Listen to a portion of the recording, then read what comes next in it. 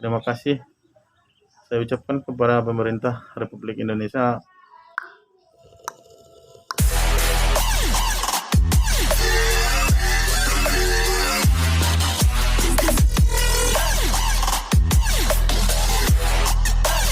Arona Channel.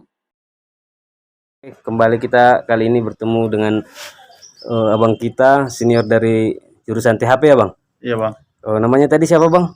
Nama saya Jainuddin Nasution, berasal dari Mandailing Natal, Sumatera Utara, dan alumni dari Paprika Unri, jurusan Teknologi Hasil Perikanan. Oh jadi abang dulu kuliah di sini gitu ya? Saya alhamdulillah diberi rezeki bisa kuliah di sini di Fakultas Perikanan Universitas Riau di jurusan Teknologi Hasil Perikanan. Oh, berapa tahun kuliahnya kemarin bang? Alhamdulillah saya menyelesaikan atau menamatkan kuliah itu 4 tahun, pas masuk 2012 selesai 2016. Tepat waktu bang ya? Alhamdulillah. Mantap.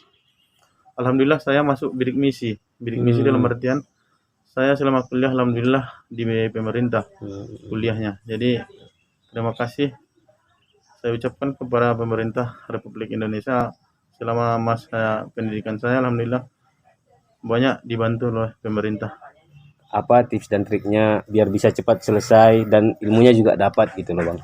Kalau dari pengalaman saya di bangku kuliah, intinya yang pertama itu kemauan dalam artian jalani dan syukuri apapun yang terjadi dalam perjalanan kuliah itu. Intinya itu yang saya selalu tekankan dalam diri saya.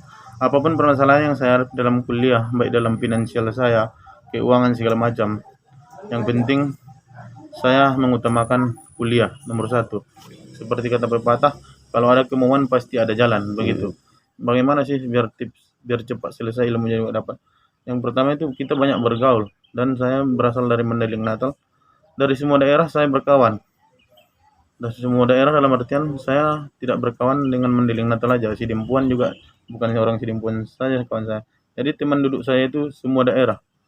Jadi dan kata kuncinya kalau di kampus kita berkawan dengan semua jurusan, bahasanya kayak gitu.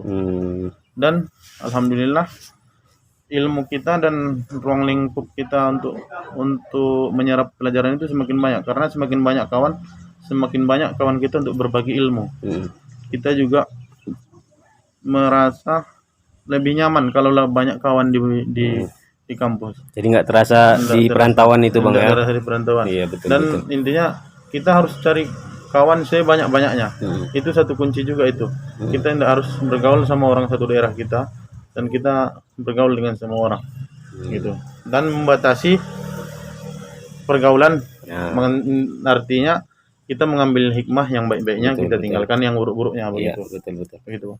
Jadi ada tuh mahasiswa tuh bang, dia kuliah nih, tapi dia karena organisasi jadi kuliahnya tertinggal gitu kan. Itu gimana tuh menyikapinya tuh bang? Jadi sebenarnya ini harus disetarakan dalam artian tidak boleh berat sebelah, Harus seimbang harus bang ya? seimbang. Jadi dalam artian di situ manajemen waktu saya pun di sela-sela waktu kuliah saya banyak masuk organisasi, yaitu saya masuk di HMJ juga, di eksternal di Imam Madinah. Saya alhamdulillah saya pernah sebagai ketua umum Imam Madinah Pekanbaru di periode 2014 sampai 2016. Oh 2 tahun bang ya? Saya ketua Imam Madinah Pekanbaru. Iya.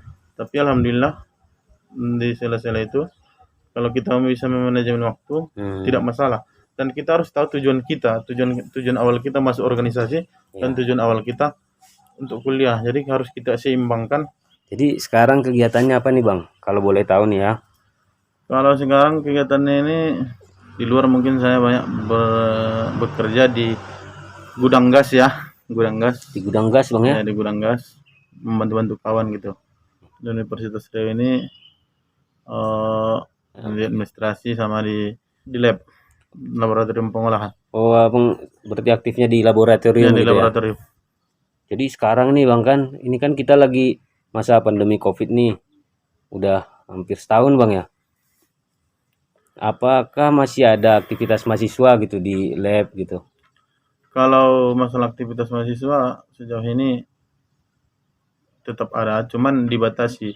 Dibatasi dalam artian satu orang yang bisa untuk dalam kurun waktu penelitian. Jadi tidak boleh orang lain masuk selain itu.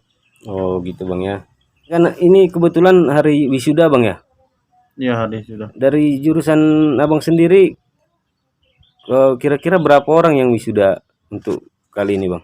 Kalau yang sudah untuk periode yang ini wisuda 110 ini berjumlah 33 orang. 33 orang. Iya. Jadi kedepannya ini yang 33 orang ini masih berjuang sendiri atau udah ada gitu yang kerjasama dengan perusahaan-perusahaan lain gitu atau instansi lain gitu dari eh, jurusan THP sendiri gitu. Dari informasi yang saya dapat sejauh ini yang udah wisuda ini banyak juga yang udah kerja sebenarnya. Yang udah kerja dalam artian yang sebelum masa menunggu wisuda dia sudah ada masuk ke lamaran, dan itu ada juga ikut campur senior-senior yang udah selesai terlebih dahulu. Jadi istilahnya sedikit banyak kami di THP itu ada jaringan untuk rekrutmen gitu. Rekrutmen dalam artian adalah sebagai apa namanya, jaringan lah bahasanya gitu.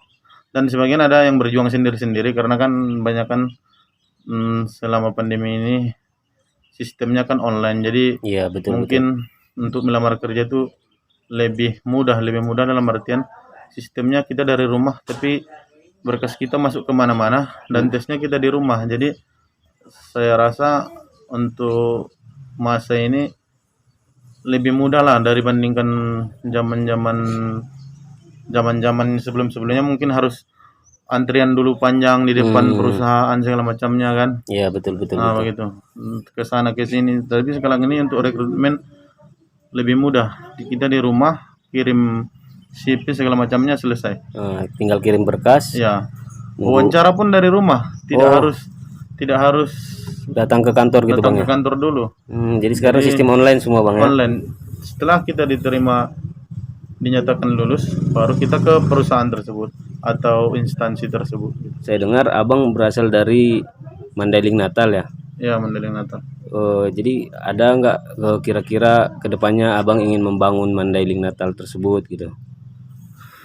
Sejauh ini alhamdulillah kami berharap Mandailing Natal bisa berkembang sebagaimana mestinya ya. Tapi kami mulai dari mahasiswa, mungkin kami banyak terobosan juga. Intinya yang pertama kali yang kami laksanakan itu membangun SDM yang dari Mandailing Natal di Pekanbaru ini. Jadi nanti kalau udah lepas dan berkiprah di Mandailing Natal udah bisa berkontribusi bagus untuk Mandailing Natal. Jadi yang pertama kami lakukan itu masuk di Imam Madinah, Ikatan Mahasiswa Mandailing Natal Pekanbaru. Jadi di situ sedikit banyaknya kami mempersiapkan SDM dalam artian memperbaiki pola pikir semuanya. Di situ belajar dari senior-senior yang sebelumnya dan ditambah dengan ilmu-ilmu mungkin di kampus atau skill-skill di kampus, dan nanti setelah selesai kuliah sudah bisa terjun langsung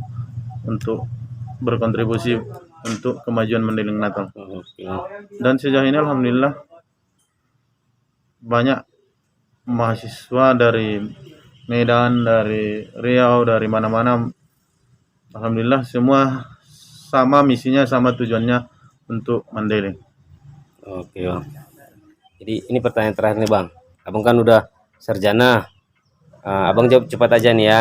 Ini tidak berniat untuk merendahkan atau apa nih Bang. Iya. Cuman bikin untuk uji ketangkasan aja sama uji ketelitian, atau Abang masih ingat nggak dengan pelajaran dulu gitu loh Bang. Iya. Oke Bang ya. Boleh ya saya tanya ini ya. Boleh. Oke Bang. Silahkan. Pertanyaan paling dasar aja nih Bang.